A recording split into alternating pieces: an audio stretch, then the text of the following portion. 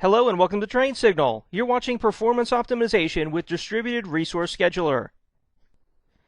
In this lesson, I'll be providing an introduction to DRS. We'll cover the DRS requirements. I'll cover resource pools, how to create a DRS-enabled cluster. We'll discuss HA and DRS cluster settings. And then finally, we'll end the lesson with creating resource pools in your DRS cluster. So with that, let's get started. Before I define what DRS is and what it can do for you, first let's step back and picture a new virtual infrastructure that you created. You're consolidating your physical servers into it, you're consolidating end user desktops into it. More and more the number of virtual machines is growing, and the utilization of those virtual machines continues to grow. And all this is growing disproportionately. In other words, you've got multiple ESXi servers, you've got multiple virtual machines. When you go to add a new virtual machine, which ESXi server do you place it on? How do you know if one of your ESXi servers is overloaded while another ESXi server is underloaded? And think about it, these virtual machines and the applications and demands inside of them are constantly expanding and contracting throughout the day, week, or month, depending on how the end users are using these applications. So over time, how are you going to balance this constantly fluctuating load across multiple ESXi servers within your virtual infrastructure? Well, DRS is the answer.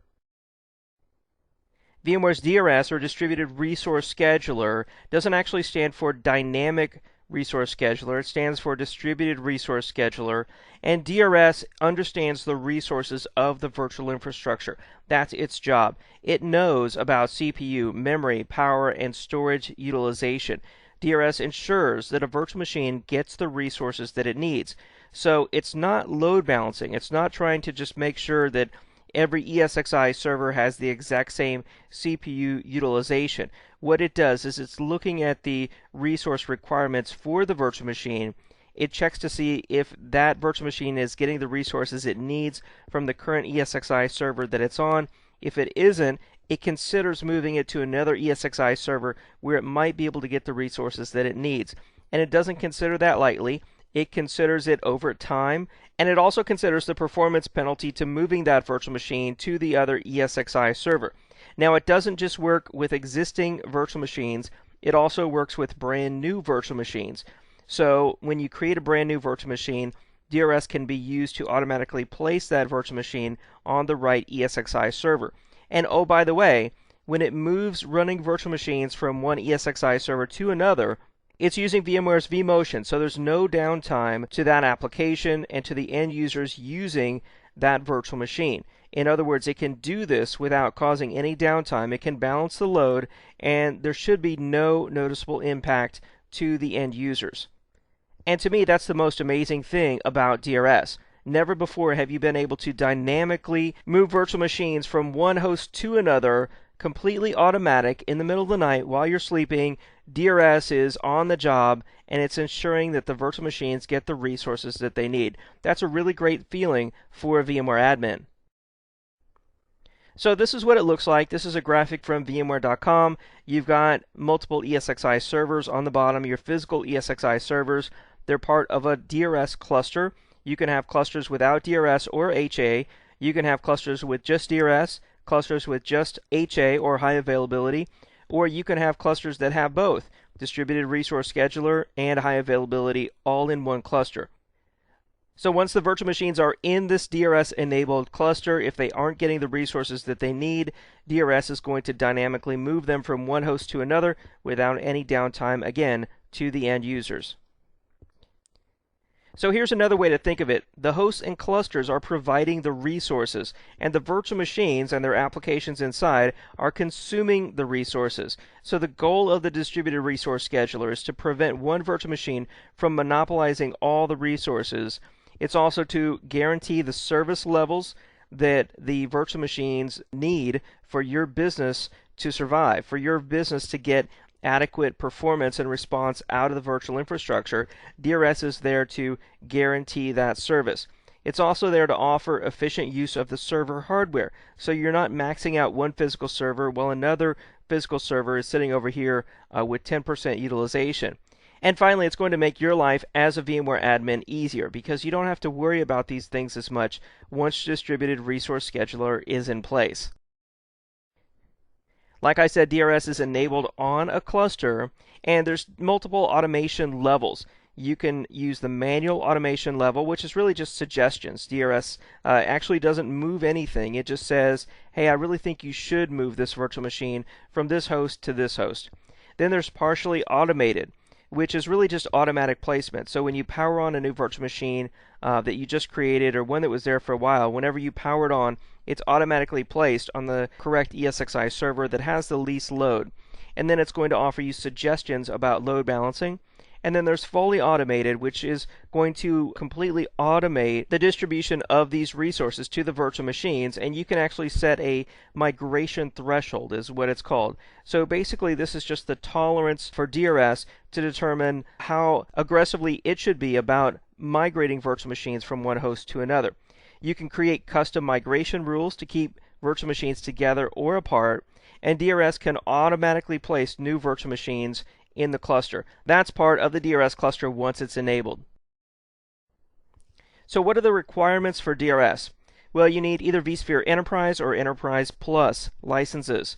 You also need shared storage between the hosts, just like with vMotion. Many of these requirements are the same as vMotion because DRS is actually using vMotion. So you need that shared storage, and you need CPU compatibility. All virtual machines in the cluster must be on that shared storage. And one of the best ways to see if DRS is going to work is to just try a manual vMotion from one ESXi server to another to see if vMotion actually works. That's going to test the CPU compatibility and the shared storage. You need to be aware of those CPU compatibility issues, and you also should consider enhanced vMotion compatibility if you have multiple servers from the same manufacturer but from different CPU families. You should also check out the DRS tab and resource allocation tab on the cluster, and that's something I'll show you here in just a minute. So without further delay, let's go over to our vSphere client and let's get started creating our first DRS cluster. Here in the vSphere client, to use DRS, it's really not that hard. So you've got vCenter at the top level here. You've got your virtual data centers. All you need to do is to right-click here, and let's create a new cluster. You could also use Control-L. So I'll create a new cluster, and then you have to give that cluster a name. So let's say that this is going to be both an HA and DRS cluster. I'm just going to call it HA/DRS cluster. And then in our case, you can check to turn on vSphere DRS right here. You could also create the cluster, move the ESXi servers and virtual machines into it, and then come back later and enable DRS on the cluster. But in this case, we'll go ahead and do it right from the start. So I'm going to check here to enable DRS, and then of course if you wanted to enable VMware's high availability, you would place that check mark right there. I'll leave that unchecked for now because we'll just take one step at a time and enable DRS. From here I'll click Next, and then here's the automation levels that I was talking about. So we've got three different ones here. We've got manual, which means DRS will just make suggestions to you. It won't actually move any virtual machines. That might be good to try from the start, just to see what DRS will do for you, but I think you'll very quickly find that DRS is a reliable and extremely helpful tool, and you'll want to move quickly into the fully automated mode. There's also the partially automated level, which means that virtual machines at power on would be automatically placed onto the right ESXi server for them.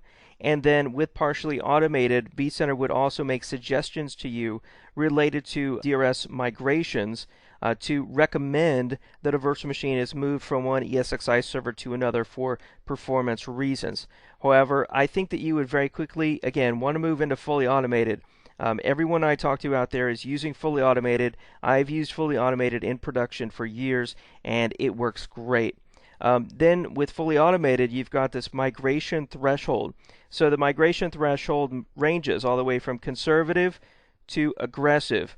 And you can read what each one of these different levels does down here on the bottom. As you see, that description changes as I move the slider left and right from conservative to aggressive. I recommend from the start just leaving it in the middle, and then you can come back and you can read more about these later and consider perhaps making a change.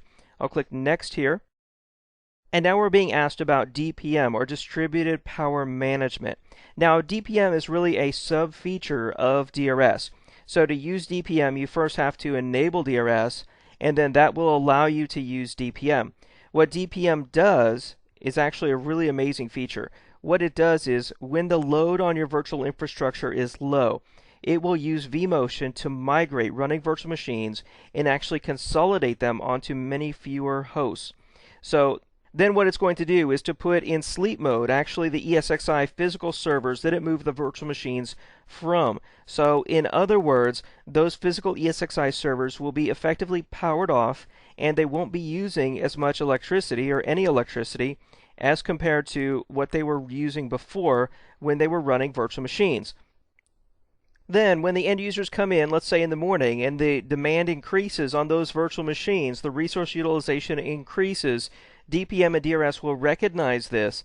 They'll wake up the ESXi servers that were powered off, and then they'll automatically distribute those virtual machines back across all the ESXi servers, balancing the load.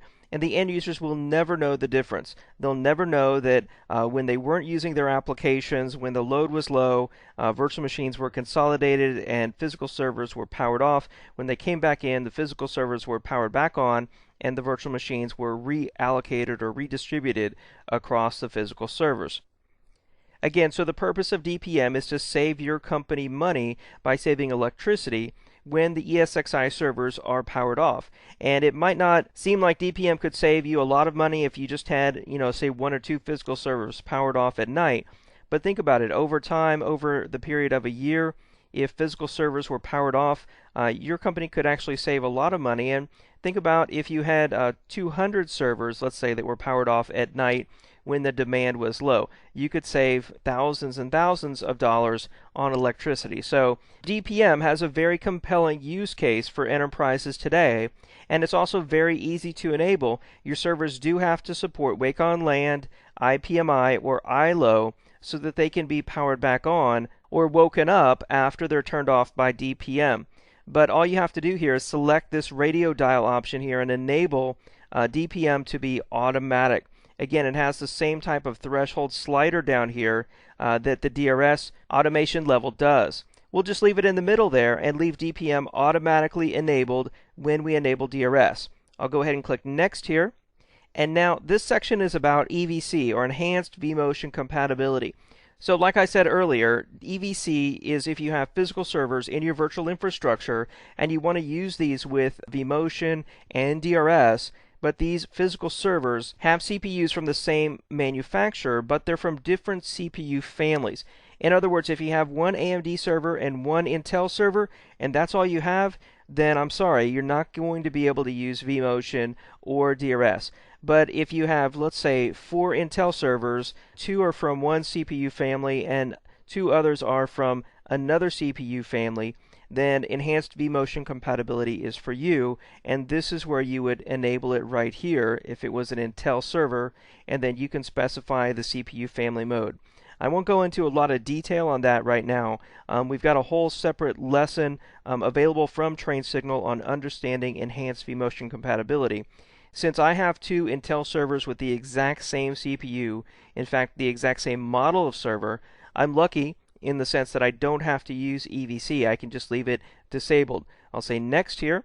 And now the final question in enabling DRS is, do we want to store the swap files in the same directory as the virtual machine? VMware says this is recommended, and in fact I've never done it any other way.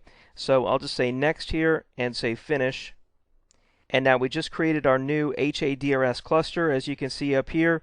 Of course, DRS is the only thing enabled on it. We haven't enabled HA yet. And when I click on it there, we get a whole new separate set of tabs here. We get a summary tab for the cluster with DRS information over here, the status of our DRS automation level, power management level, DRS recommendations, faults, migration thresholds, and so forth. We can click here to view a resource distribution chart. Of course, we don't have anything in the cluster yet, so there's nothing to view. There's also a link to the DRS troubleshooting guide. But now we have tabs that are related to everything in the cluster. So I could see all the virtual machines in the cluster, all the hosts. I could go into DRS here and check out information related to recommendations, faults, and a history of DRS migrations. I can go to resource allocation for the whole DRS cluster, performance, task and events, alarms, permissions, maps, and profile compliance. All this, again, related to everything in the cluster. So it's a whole new management layer for your virtual infrastructure. But first, we need to move ESXi servers and virtual machines into the cluster. So far, nothing's in the cluster, and nothing's going to happen until we have hosts and virtual machines in place. So to move hosts and virtual machines into the cluster, all I do is select one. I'll select a ESXi server, click on it, hold down, drag it over, and drop it into the DRS cluster.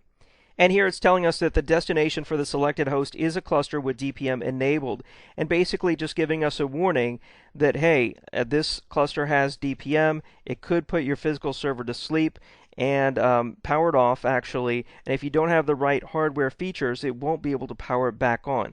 So that's a concern that you need to be aware of since you've enabled DPM. Now, if we didn't enable DPM, you won't get this pop-up message at all. I'll say OK there. And then a quick wizard comes up here related to adding the host to the cluster, and it wants to know what resource pool we should use. Now, when you create a new cluster, there's actually a hidden resource pool, or like a default resource pool.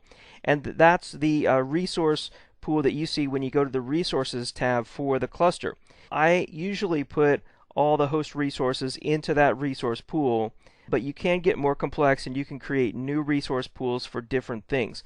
Let's just take the default, but that will actually remove any resource pools that are already on that ESXi server. Now, in our case, it's a brand new ESXi server with no resource pools, so it really doesn't matter. I'll click Next here and Finish. And now we can expand out the resource pool, and we have one ESXi server in the pool. Now, I've got another ESXi server here that has actually virtual machines running on it. In fact, our vCenter virtual machine is in the cluster, so is our Active Directory DNS server. Again, I'll do the same thing. I'll click on it, hold down, drag it over, and drop it into the cluster. We get the same DPM alert here. I'll say OK. And we get the same question about the resource pool. I'll click Next and Finish. And now that ESXi server and its virtual machines are all part of the new DRS cluster. And now we get some more information in these screens. We can see here that DRS is enabled. It says it's on. HA is off. EVC is disabled. We have the total amount of CPU resources, memory, and storage available to this cluster. We can see there's 2 hosts and 8 processors in the cluster. There are 0 data store clusters, but there are 4 data stores. There's 5 virtual machines, and so far no migrations have occurred using vMotion. So within this cluster administration screen, now we can go to virtual machines. We see our list of virtual machines in the cluster. We see our list of hosts in the cluster. We can go to the DRS tab and see if there's any history in here, anything that DRS has done since it's been enabled. And in fact, it looks like one of our ESXi servers was just powered off using DPM. So as you can see here, I have a very low load. I just have 2 virtual machines running on one physical server. I've got another physical server really that was just sitting there. And since I didn't enable VMware's high availability, DPM was enabled when I enabled DRS. DPM said, hey, you're not using that host. Let's just power it off, and we can always power it back on later. So now you see the little sleepy moon over here next to the server, and it's actually grayed out. That means that server's actually powered off because I have one physical server that's able to support the load of my 2 virtual machines running on it. So hey, I'm already saving money with DPM, and DRS is here in case these virtual machines really spike up or I start to add more and more virtual machines on this host. It'll actually power on that other ESXi server, and then it'll use DRS to migrate those virtual machines without any downtime and balance the load to ensure those virtual machines get the resources that they need. I can go to resource allocation here. This is where I manage the default resource pool in my new DRS cluster. The performance tab is now related to everything in the cluster. Then I have a consolidated tab for tasks and events, alarms, permissions, maps, and profile compliance. If we go back here to the DRS tab to recommendations, I'd like to say that I could very quickly demonstrate DRS for you. But unfortunately I can't, because DRS is something that just takes time. You can sit here for quite a while, you could power up different virtual machines and try to push DRS into not only powering on that other ESXi server, but actually migrating virtual machines over there. But I can tell you when it happens, again, there's no downtime, and all that you see is on the bottom task window down here, you'll actually see that virtual machines are being migrated using vMotion. and you'll see that in the history as well. So there's not a lot to see. DRS is really one of those amazing tools that just kind of works in the background, and it's something you don't have to think about. It just really takes care of itself. That's the best kind of load balancing, and the best kind of feature that you can get is one that really doesn't require any maintenance. So at this point, we just finished configuring a new DRS resource pool, and everything looks to be in good shape here. So let's go back to our slides and let's learn more about resource pools and resource allocation. I talked about how when you create a DRS-enabled cluster, there's a default resource pool, sort of a hidden resource pool underneath the cluster. And that's actually what you're tweaking when you go to the Resource Allocation tab on the cluster. But there's multiple ways to reserve resources in vSphere, even if you're not using Distributed Resource Scheduler. You can create a standalone resource pool outside of the DRS cluster. You can create resource pools underneath the DRS cluster. Or even if you don't create a resource pool, you can just go to an individual virtual machine and you can assign a higher priority to that virtual machine, giving it more resources than other virtual machines. There's different ways to allocate resources in vSphere, and the first one is to use a resource reservation. This is where you reserve a certain amount of CPU or memory for a particular virtual machine or for an entire resource pool. The second way is a limit, so you're setting a maximum or an upper bound of resources that this virtual machine or the entire resource pool can use. And then third, you can assign shares for CPU or memory resources to a particular virtual machine. And you can set a high, normal, low, or a custom amount of resource shares to an individual virtual machine. Again, these are for CPU and RAM. And then you can even set storage-related share values. So you can set a maximum number of IOPS per virtual machine. So that's effectively an IOP limit per virtual machine. And then you can also set storage shares. So the high, normal, low, or custom amount of storage shares. So particular virtual machines can be weighted to receive a higher amount of the storage queue or access to the storage. And those are typically used when you use Storage I/O Control or the new Storage Distributed Resource Scheduler. So now let's go over to our vSphere client and let me show you how resource pools and resource allocation works in vSphere. Here in the vSphere client, let me show you some different ways to allocate resources. The first way would be to create a resource pool. So if I right-click on the cluster, or it could be just a particular host, even if you're not using DRS clustering, I can go here to New Resource Pool. So I could assign this resource pool a name. Let's call it Web Servers. And then here I could say that this resource pool, when it comes to CPU, gets a higher amount of CPU priority, a higher number of shares for the virtual machines in the resource pool. I could set a reservation, let's say, so that a particular amount of megahertz are reserved from the host in this cluster to the virtual machines in this resource pool, so that those megahertz are always available should the virtual machines in the resource pool need them. I can set limits, so I could say a maximum amount of megahertz could be used, let's say, by the virtual machines in the resource pool. And then I can do really the exact same thing with memory, but instead of setting a reservation for megahertz, I could set a reservation for memory. And then instead of setting a limit for megahertz, I'm setting a limit here for memory as well. So that's one way to reserve resources. So I could create this resource pool. Here it's called Web Servers. And then I can drag and drop virtual machines into that resource pool. And then suddenly their resources are controlled really by the resource constraints I put on that resource pool. So now this resource pool is really a management unit in the virtual infrastructure. So I can go to the resource pool, I can see a summary for the resource pool, and I could get a lot more detailed information here about resource allocation, both in the summary tab and then as well as in the resource allocation tab. This is actually where I can go in and I can allocate individual resource allocations per virtual machine. Of course, this is something I could also do up here at the DRS cluster level.